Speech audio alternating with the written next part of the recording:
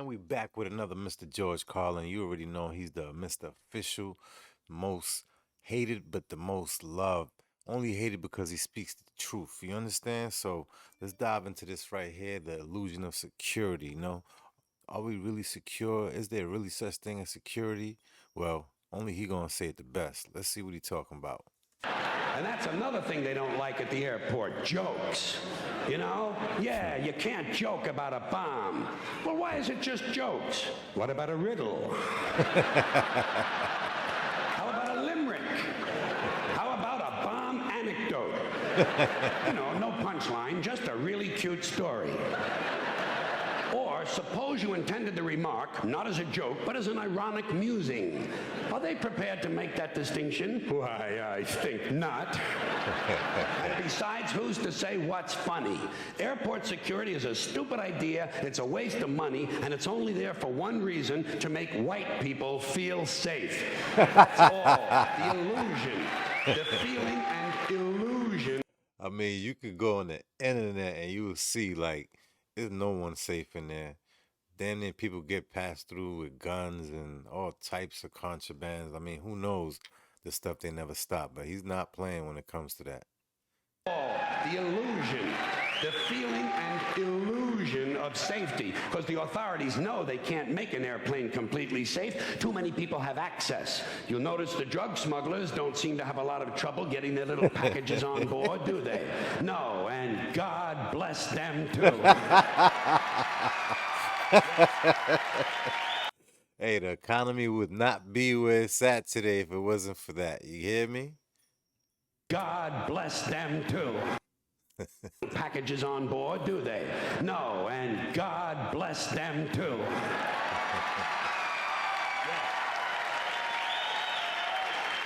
Oh, and by the way, an airplane flight shouldn't be completely safe. You need a little danger in your life. Take a fucking chance once in a while, will you? What are you going to do? Play with your prick for another 30 years? What are you going to read People magazine and eat at Wendy's till the end of time? I don't know. I'm trying to get to my destination in a safely manner. You understand me?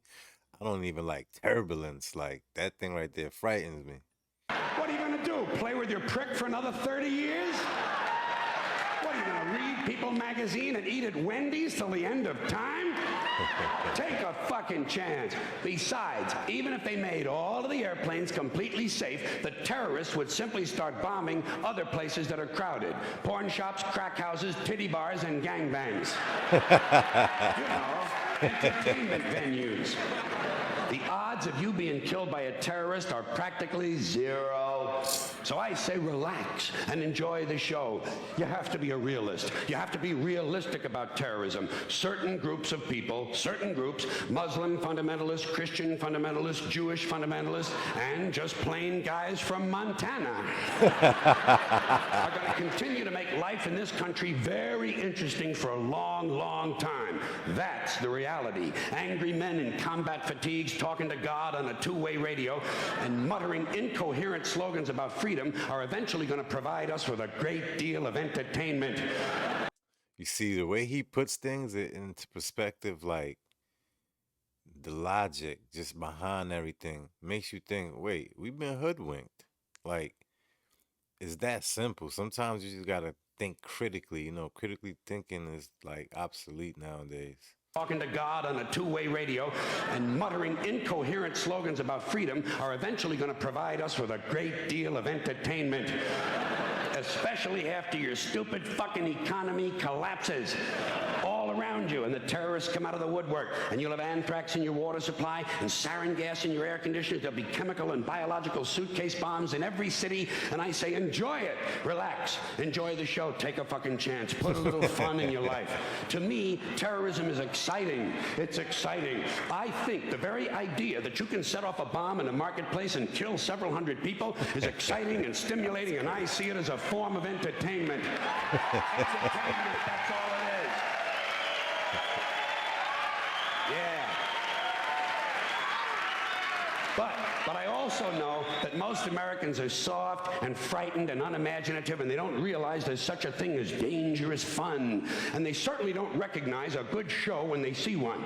I have always been willing to put myself at great personal risk for the sake of entertainment. And I've always been willing to put you at great personal risk for the same reason. I want to see where he's going with this. Come on, George, where you going with this? A good show when they see one. I have always been willing to put myself at great personal risk for the sake of entertainment. And I've always been willing to put you at great personal risk for the same reason. As far as I'm concerned, all of this airport security, all the searches, the screenings, the cameras, the questions, it's just one more way of reducing your liberty and reminding you that they can fuck with you anytime they want, as long as you put up with it. He's not lying. He's not, because you think about it, right? Like, what are they really safeguarding you from? They just want to look in your bags, want to know how many times you're going here, going there, who you're going to go see. Just think about the questions they ask you at customs. I mean, none of that is like, they don't need to know any of that, if you ask me. But, it's the rules we got to play if you want to fly, right? It's just one more way of reducing your liberty and reminding you that they can fuck with you anytime they want, as long as you put up with it. As long as you put up with it. Which means, of course, anytime they want, because that's what Americans do now. They're always willing to trade away a little of their freedom in exchange for the feeling, the illusion of security. What we have now is a completely neurotic population obsessed with security and safety and crime and drugs and cleanliness and hygiene and germs. And germs.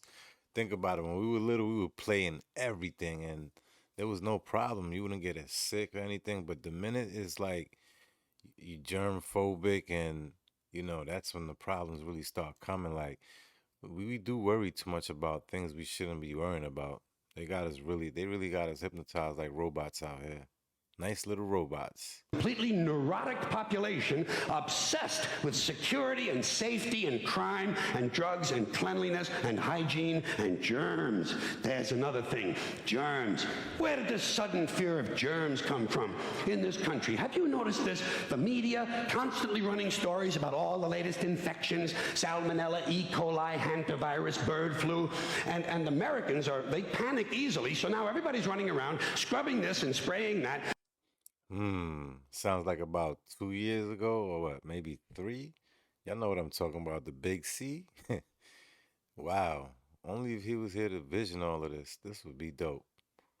Constantly running stories about all the latest infections, salmonella, E. coli, hantavirus, bird flu, and Americans they panic easily, so now everybody's running around scrubbing this and spraying that and overcooking their food and repeatedly washing their hands, trying to avoid all contact with germs. It's ridiculous, and it goes to ridiculous lengths. In prisons, before they give you a lethal injection, they swab your arm with alcohol. It's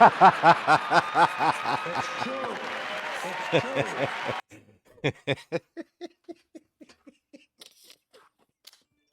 Why we never thought of that? Why we never thought of that? Tell me. Like, yo, God's a genius, man. In prisons, before they give you a lethal injection, they swab your arm with alcohol. It's true. It's true. It's true. Well, they don't want you to get an infection. And you can see their point. Wouldn't want some guy to go to hell and be sick. It would take a lot of the sportsmanship out of the whole execution. Fear of germs. Why, these fucking pussies. You can't even get a decent hamburger anymore. They cook the shit out of everything now because everybody's afraid of food poisoning. Hey, where's your sense of adventure? Take a fucking chance, will you? You know how many people die in this country from food poisoning every year? 9,000. That's all. It's a minor risk. Take a fucking chance, bunch of goddamn pussies. Besides, what do you think you have an immune system for? Word. It's for killing germs. But it needs practice. It needs germs to practice on. So, Yo, nah, that Punchline was official.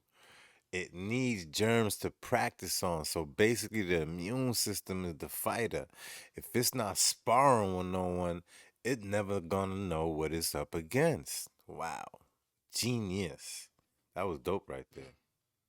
That was dope. For. It's for killing germs. But it needs practice. It needs germs to practice on. So listen.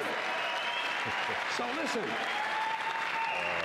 If you kill all the germs around you and live a completely sterile life, then when germs do come along, you're not going to be prepared. And never mind ordinary germs, what are you going to do when some super virus comes along that turns your vital organs into liquid shit? I'll tell you what you're going to do. You're going to get sick, you're going to die, and you're going to deserve it because you're fucking weak and you got a fucking weak immune system. Now, God damn it. There's one more item for you. Yo, he's dope. This guy's dope. Make sure you follow up. If you like what you saw, hit that follow button, subscribe, tell a friend, share it. And you know, like I said, I'm just trying to grow. Let the world know that we're going to blow. All right, later.